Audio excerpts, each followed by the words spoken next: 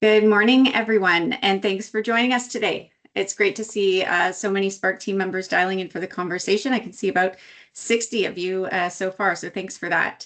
My name is Allison Clubb. I'm the marketing director here at Spark.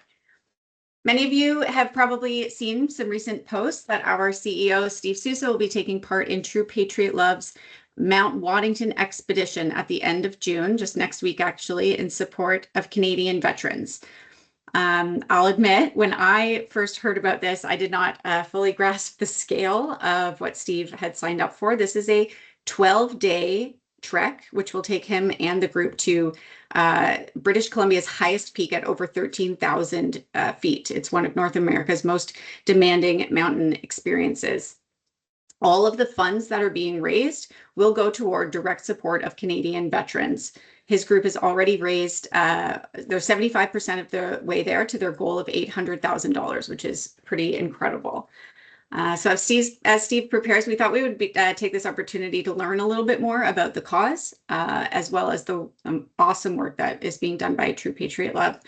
We're fortunate today to be joined by two members of the TPL team. First, we have Jeremy Blair. He is a Canadian Armed Forces veteran who has generously agreed to share his story, including his military experience, some of the challenges that he's faced, and the value of these expeditions. We're also joined by Meighan. She's the Chief Development Officer at True Patriot Love Foundation, and she's going to tell us a little bit more about the organization itself and how they support veterans and their families across Canada. And of course, Steve is here to share a little bit more about why he chose to participate in this kind of epic expedition and what he's hoping to take away from the experience. Before we get started, I do want to take a moment to recognize the veterans in both Canada and the US who are part of the Spark community. We deeply appreciate your service and your leadership and the experiences that you bring to our team every day. And a final note, Jeremy will be sharing some personal experiences today, and some of the topics discussed might touch on trauma and mental health challenges. If any of that is brought up during the conversation is difficult for you, please remember that support is available. We put together a summary of the mental health and wellness resources available to employees in Canada and the US, which I'm going to share on the screen now. You can also find more information on Spark Life under My Health, or you can reach out to your HR team representative at any time. With that, Jeremy, thank you for being here with us today. And I'd love to start by hearing a little bit about your background and the journey that brought you here. Yeah, thanks, Allison. Thanks for having me. So my name is Jeremy Blair. I joined the Reserve Forces in 1996. 2 years later, I transitioned to the regular force, where I served with the 1st Battalion of the Royal Canadian Regiment for 23 years before I ended up releasing out of the military. During that time, I deployed 5 times. So my first deployment was over to Kosovo in 99-2000. Then in 2001 into 2002, I deployed up to CFS Alert, which is the most northern permanently inhabited place on the planet. It's a Canadian station, a relic of the old Cold War days. However, it still has modern applications. So I was up there, and then following that, I deployed to Afghanistan 3 times. So all in all, between the years of 1999 and 2007, I was away at some point of every one of those years on deployment. To say that the most impactful deployments were Afghanistan would probably be an understatement. It was ultimately between 2003 and 2007, we were constantly deployed. So when you hear the statistic that there was over 40,000 troops deployed to Afghanistan, the reality of that is that that number takes into account individual deployments. It doesn't take into account how many times the individuals deployed. So, I mean, I represent 3 of those 40,000 versus just one person.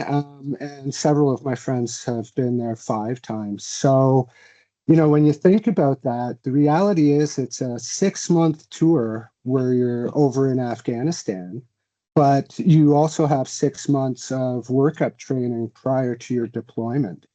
So ultimately, it takes the entire year. And due to the numbers we have in the Canadian forces, it was actually, quite busy. So we would literally get back from our first tour, and after our 12 to 18 days of leave back home with the family, your first day back at work, they'd be asking you to sign a piece of paper, basically recognizing the fact that you would be deploying again in less than the administrative time that they had set between deployments. So if you're going back in less than a year, you actually have to sign a waiver recognizing that. And the truth of the matter is, it was certainly wasn't forced on anyone, but you didn't really have too much of a choice. And the reality is, you wanted to keep going with your team. So talk about personal experiences. I'm certainly not going to get into anything traumatic, but you end up going overseas and you're asked to do things that ultimately the average person would never be asked to do. And it comes with a price. There's certain things that they have a big impact on what your moral out view of the world is, your view of yourself. You're asked to do some pretty nasty things. And the one benefit is that you're doing it with your crew, your section, your platoon, your company. And these all sound like just, statistical names for groupings of people in the military. But the reality is it becomes a really tight family.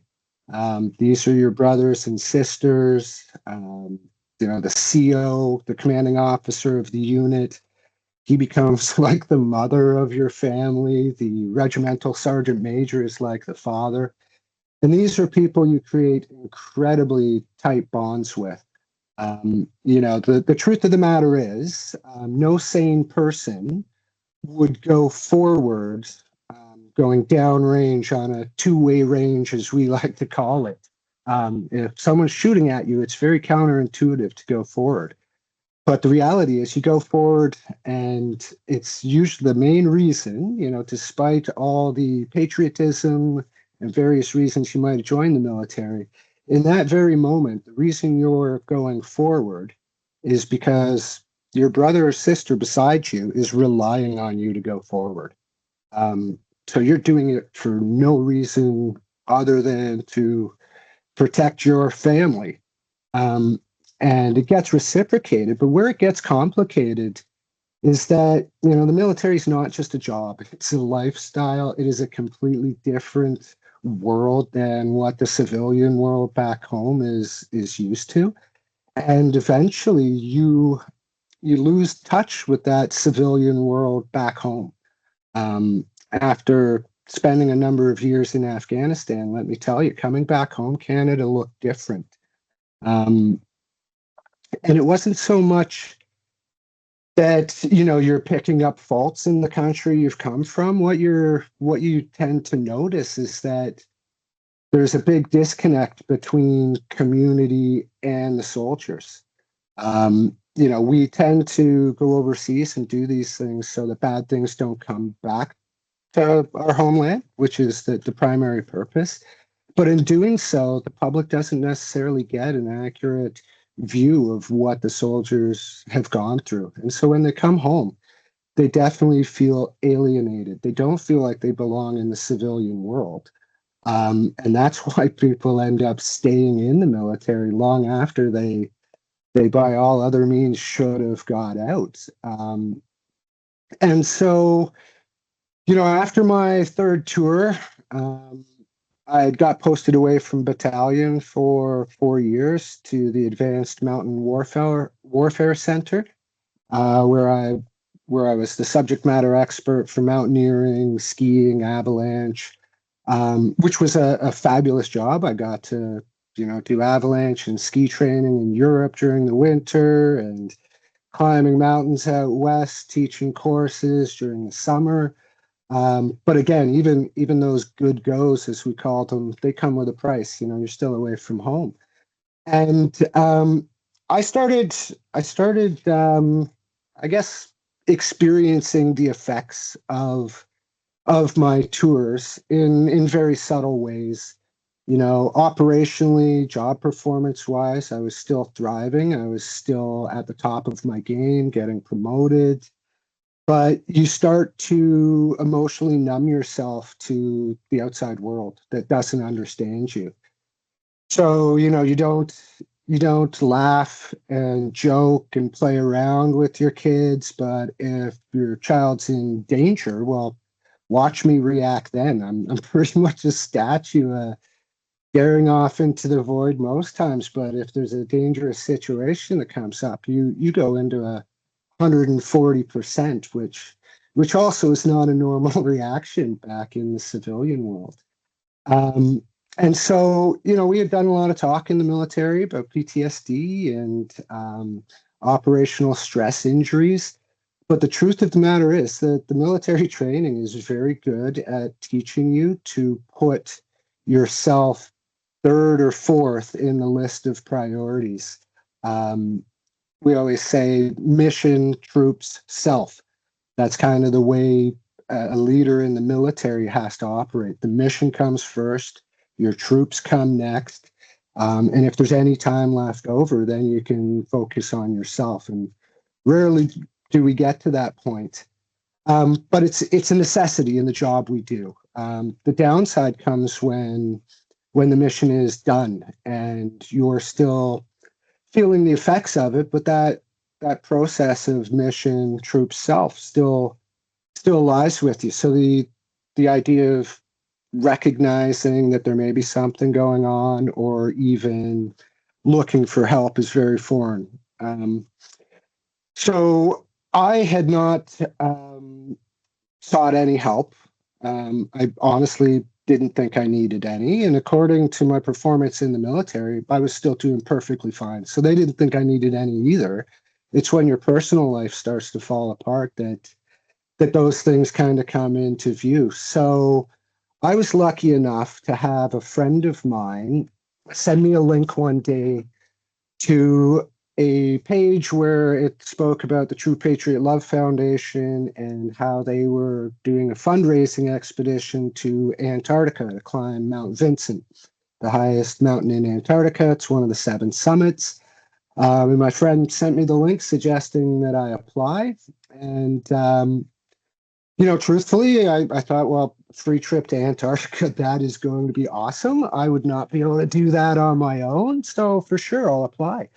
And going through the application process, one of the caveats is that to participate, you have to have had an injury either physically or mentally as a result of your service.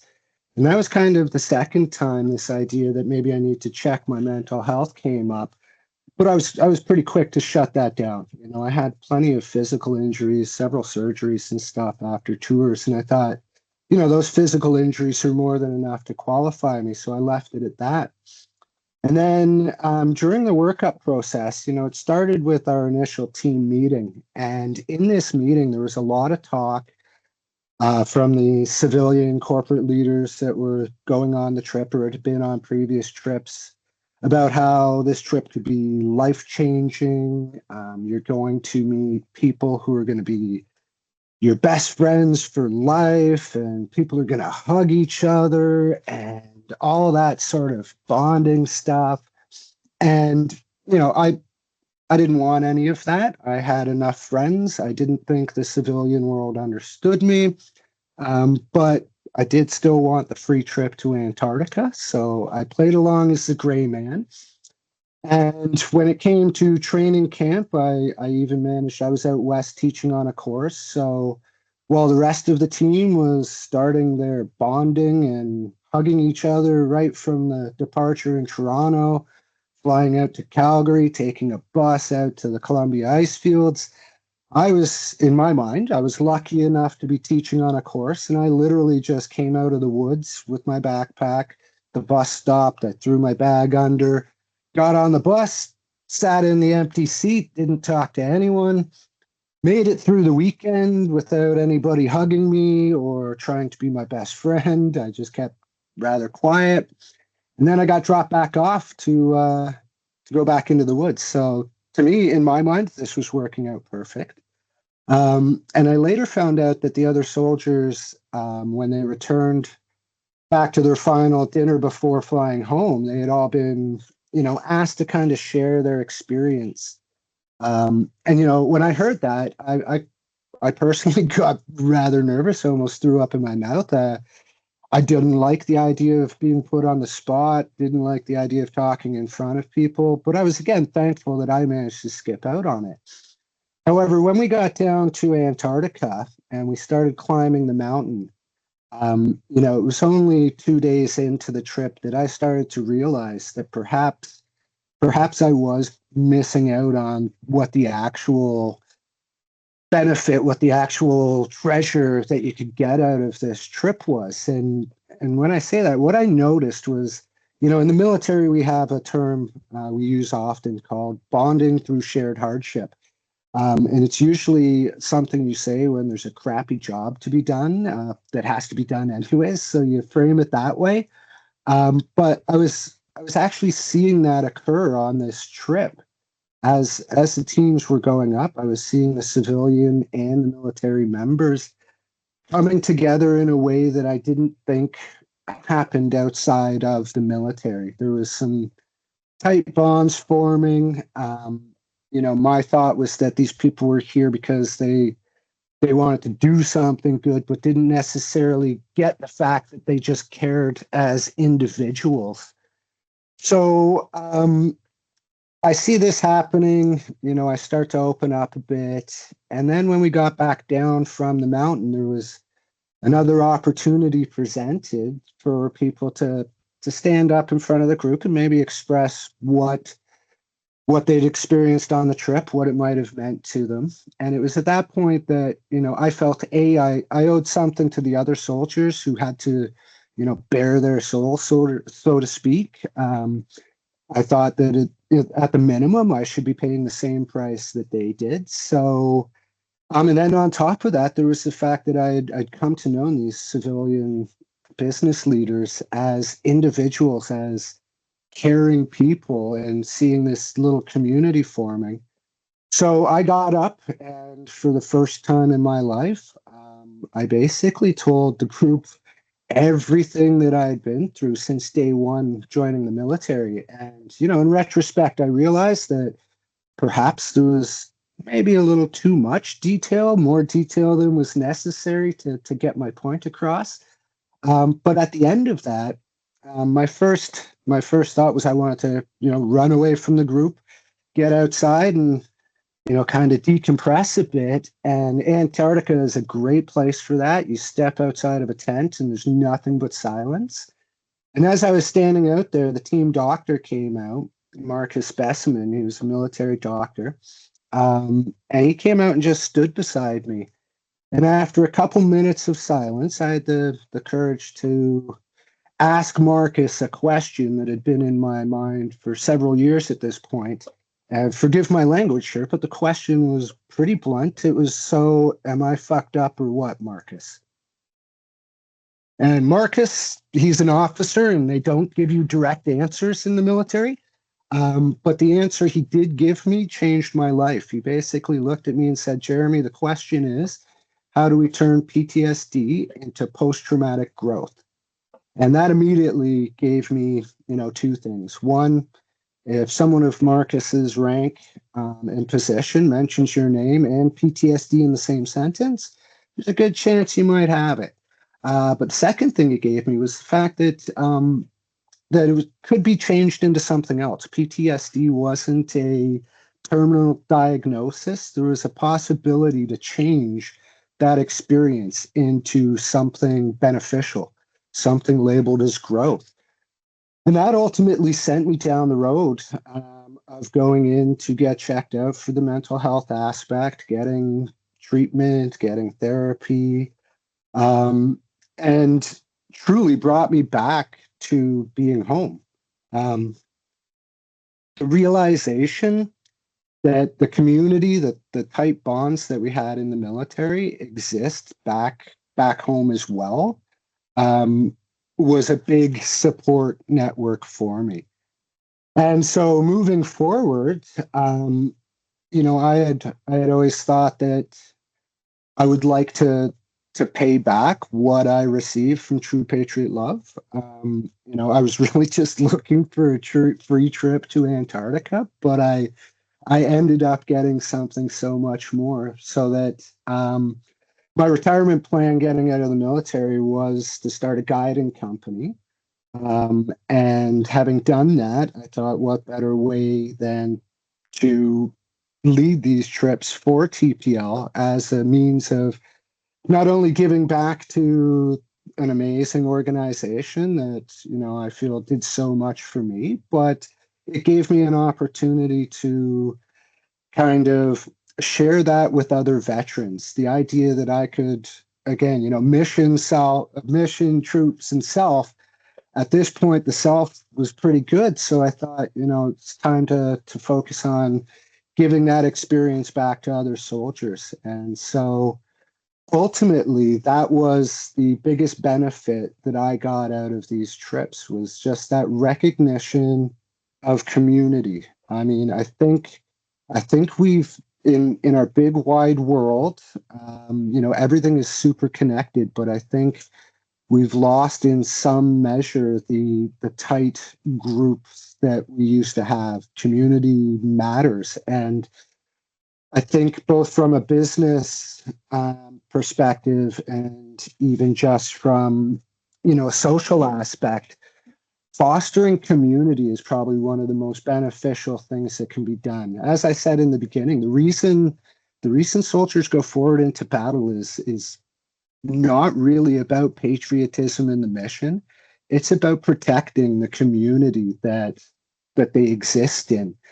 And from a business perspective, those same things exist. If you can create a business where your employees, your staff feel like they are part of a community that has shared goals, shared moral values, um, you're most likely to get the best performance out of those people, because if people care about community, they will go the extra mile. People don't, you know, um, there aren't big traumas that are directed upon a community when the community stands strong together. So I think, the short of it is that this expedition and these types of expeditions, not only do they come off as, a thank you to the soldiers that are on these trips, because again, I'm still super grateful for a free trip to Antarctica. But I think the biggest benefit that the soldiers get and the civilians get is actually that building of a community that has shared goals, shared values, that works together through a challenge in order to meet their end mission state. I think that's by and far the biggest benefit of these types of expeditions. So in short, that's my story. Thank you so much for sharing it. And thank you for your service first and foremost. But yeah, it's so like beautiful the way that you've been able to reframe isolation into growth, and that you're still able to pay it forward, and that you're still, carrying through this idea of building community for so many others, including Steve, who's going to get a group of his own for the next 12 days starting next week. So thank you so much for sharing that.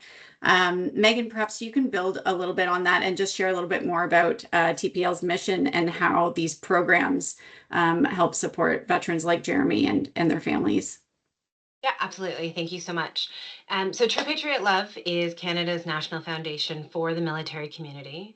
Our mission is to support Canadian Armed Forces members, veterans, and their families through programs and initiatives that foster well being, resilience, and long term success. We really take a holistic approach because we know that it's not just the military members who serve, but it affects their families as well. So since 2009, we've invested millions in programs that address mental health, physical health, transitions to civilian life, research, community connection, and family support, working alongside partners to identify gaps, test innovative solutions, and scale programs to make a difference. As I mentioned, so families is one of the really important areas that we focus on. So as Jeremy talked about, the kind of frequent moves, deployments, and the unique demands of military life can really create challenges for spouses and children. So we support initiatives that really build, strengthen family resilience and connection, including opportunities for military children to attend specific camps for them, where they can build friendship, develop their confidence, and connect with peers who understand what it's like to be a military family. So these experiences really help children have a sense of belonging and their lifetime lasting support impact. Another thing that we do in the community, which I really hope Spark employees will get involved with, is our Canadian Walk for Veterans. It's a grassroots initiative where we bring together the community to support the veterans. The walk is a simple 5K walk across the country. There's multiple sites across the country, and it's an accessible way for Canadians to really demonstrate their appreciation while raising awareness of the challenges that military members face. I actually also had the privilege of doing an expedition last year. And what really stayed with me the most was that power of that connection. Our group had an immediate trust and bond, and the conversations were fantastic. And our WhatsApp group still is constantly talking to each other. And really, we're part of that community that lifts up and understands the veteran who was on it and believes in their potential. That really ultimately reflects what True Patriot Love strives to do and achieves across all of our programs. It's an opportunity for connection, purpose, growth, belonging, whether we're supporting military members, advancing leadership opportunities through our Captain Nicola Goddard event, empowering veterans to serve their community through our veteran volunteerism work. Our aim is to bring Canadians together through initiatives like the expedition and the Walk for Veterans to ensure that those who have served our country and the families who support them have every opportunity to thrive. That's awesome, Meighan. Thank you. And we'll be sure to Yeah. share information about the walk with our staff. I think you said that that's in the fall, is it? It is. It's in September. Okay, excellent. Yeah, so we'll be sure to put a Spark Life post up about that. Amazing. And now, Steve, you're about to experience this firsthand. Do you want to tell us a bit about, why you said yes, how you're preparing, what you hope to bring back?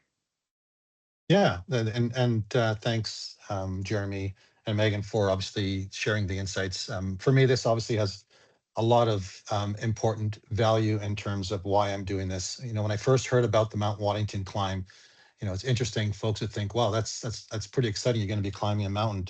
But for me, it was more about the veterans behind it. Having heard stories from other executives who've actually spent the time with the veterans on the mountain, and the experience, sorry, and the stories they took away for a lot of the folks, it was more about that than the actual climb itself. Fully realizing, of course, there's still a mountain behind this that you have to climb.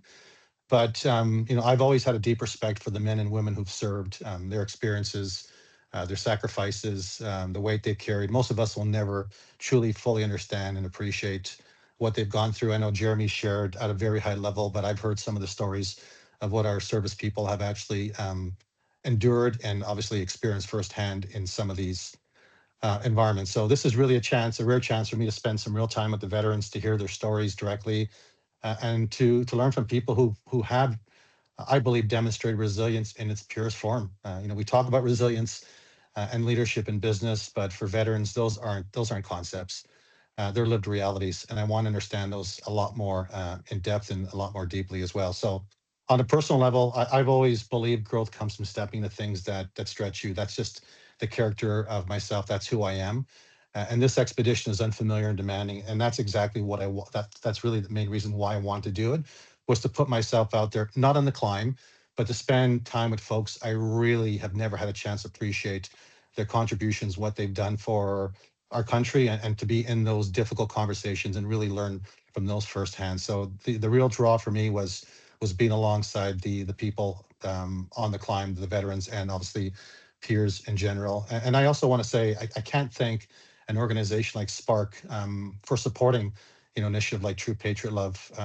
This organization, that being True Patriot Love, does such amazing work for veterans and their families, and being part of something like that helps shine light on the experiences that matter to me, and I'm sure it matters to all of us. So this is an easy way to give back to the veteran communities by raising funds, and every dollar, of course, that I'm raising, others are raising, go 100% back to True Patriot Love and our service people as well, to help them through adapting back to civilian life and the experiences that they have when they do go back and stay away from their families, when their families are coping with the fact that their significant others are somewhere else in very difficult situations.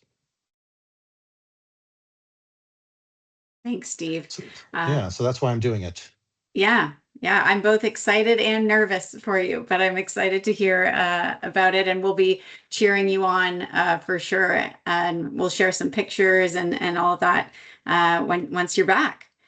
That's going to wrap up our time for today. We went a little bit over, but I want to thank Jeremy, Meighan, and Steve for joining us and sharing those experiences and your insights. If today's conversation inspired you to learn more about True Patriot Love or to make a donation, there's a QR code on the screen here. You can also just go to their website, truepatriotlove.com. And that'll be that. If you have any questions, please send them in. If you have questions for the group, I can make sure that those get to whoever you've requested the information from. And yeah, thank you for joining us, and enjoy the rest of your day. Thanks, everyone. Appreciate it. Thank you. Bye.